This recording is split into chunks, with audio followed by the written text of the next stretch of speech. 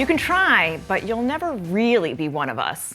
That's the message given by MAGA acolytes to California lawyer, Republican National Committee woman, Trump defender, and conservative media star Harmeet Dhillon. She was invited to give an opening prayer at the Republican convention, and she did in her faith as a Sikh woman. Her mostly English language prayer for Trump was met with this type of response. Day one of the RNC was complete with satanic chants and multiple prayers to false gods. She was accused of witchcraft as part of this. There is no South Asian woman who has done more directly for Trump than Harmeet Dhillon. Right, she has risen as a star in the Republican Party, and the people who ultimately make up the Trump base completely rejected her, even though she was invited on that stage by party leaders. There is still this big disconnect in this unity message of what it means to be uniform.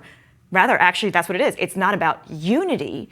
There's still this push to be uniform. Well, I had honestly missed this controversy until you brought it to my attention, so credit to you for doing that. I mean, I tend to watch a little bit about what happens with South Asian women in the public space. That's understandable for sure. I do think, some of those comments seem pretty noxious that were directed at her, and the perception that anything that isn't Christian or Judeo-Christian is somehow subversive in some way. That seems to be quite a strong strand in certainly the Trump era Republican Party.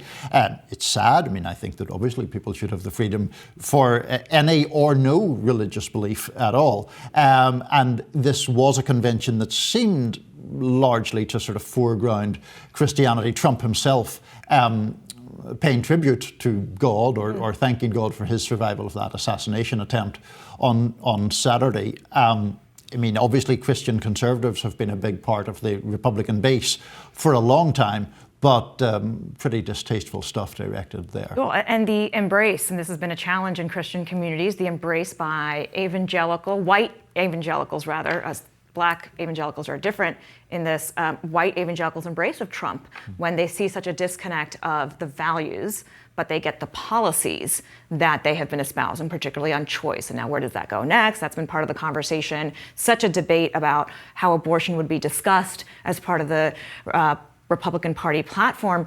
But what you saw in that moment, right, was this, first of all, misunderstanding of what monotheism is. Sikhism is the youngest religion in the world and actually is an extension and combination of many things from monotheistic traditions. So they believe in one God. You also have at the same time the Republican Party and Trump really having engaged Indian American migrants and immigrants, folks who have a sense of nationalism, the Hindutva party, so the connection between Modi and India, that national religious populism and Trump, like very much a similar dynamic, and a lot of financial support. So by that I mean the folks like Vivek Ramaswamy, Nikki Haley. There is definitely a concerted effort by the Republican Party to appeal to South Asians, but a particular set of South Asians too. What I got from that though was that it doesn't matter how much money you have or how much status or how much you've done for MAGA. At the end of the day, if you are showing up and you say something in a different language, or you have a scarf on your head that doesn't look like the Catholic scarf that Melania wore in front of the Pope, you can still be derided and rejected by a big part of the MAGA base because you don't look or talk like a white Christian nationalist. And that obviously was very powerful. Now, who invited, I mean, it was obviously the Republican Party who invited her to speak in the first place, She's a rising star. She's on the Republican National Committee. Like, she helps run the Republican Party right now. So do you think there's any, contrast is the wrong word, but I mean, clearly there are some within the Republican Party who do see a desire or an aspiration towards diversity, otherwise she wouldn't have been speaking in the first place. Do you think those people are disconnected from the Republican Party base then? I think it gets to that idea of when people like to say, oh, we don't do identity politics, which is, the modern version of I don't see color. And the reality is that people are different. Everyone is different. And so once you start to welcome in and say you want different, you don't get uniformity. It's really that simple, right? Like it is, you either have genuinely inclusive events and make sure that then the people who are just being jerks are not welcome or told that, or you tell people that your difference cannot be celebrated. That cannot be part of the conversation. Splitting it in the middle, this is what you end up getting, is what the RNC. So I think it was meant with good intentions to not only expand, but also they frankly had to give her some credit for all the work she's done for them.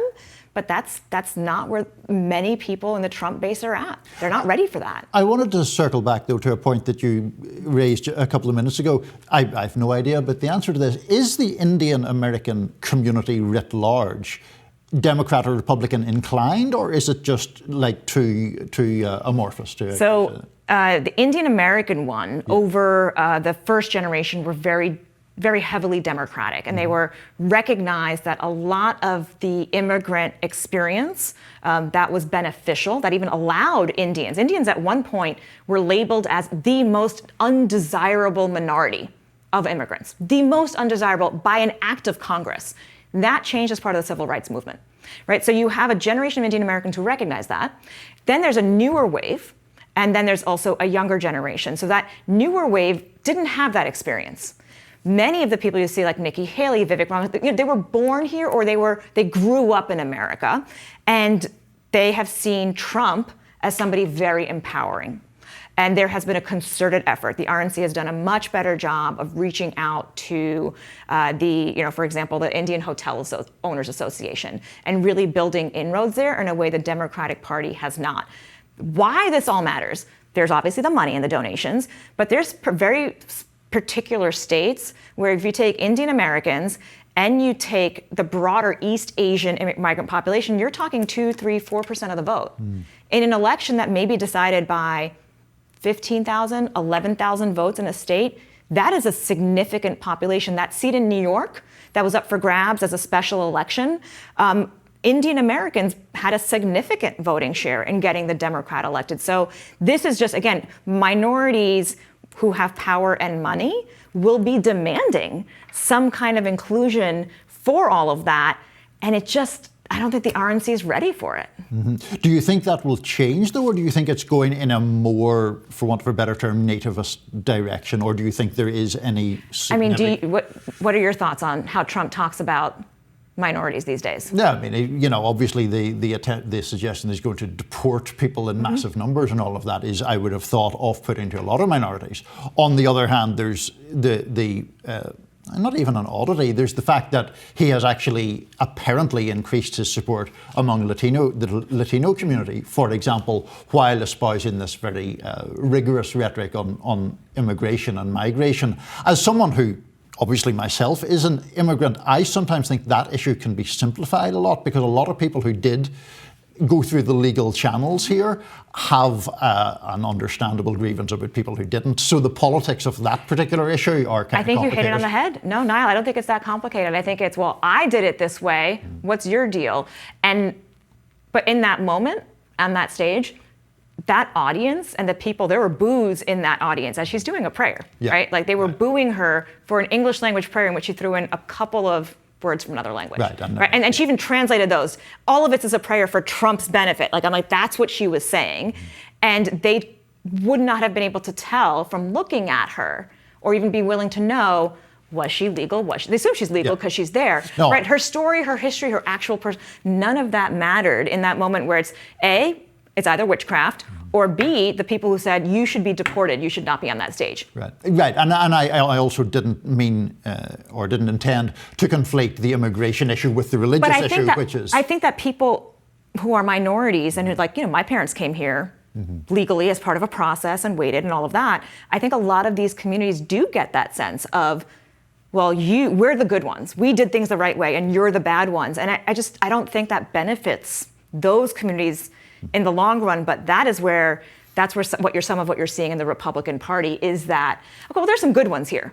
These are the good ones. Everybody else, they're the bad ones. Right. No, there is, if you'll allow me to put a historic book plug in, there's a book, How the Irish Became White, which is all about the movement of Irish people in the United States from a marginalised group to a group that basically clambered up the social strata by kicking people who were below them in the social strata. Not a very glorious episode or pattern for my people, but there we go. But it is a pattern nonetheless, and something very much part of the American story. Absolutely. Naira, great to see you. Thanks for joining us for this week on Rising. It was my pleasure to be with Naira Huck. And please be sure to like, share and subscribe so you never miss any content. And for those of you who like to listen while on the go, we are now available anywhere you listen to podcasts. Have a good weekend, Naira. Take care of yourself. Take care now. Take care, folks.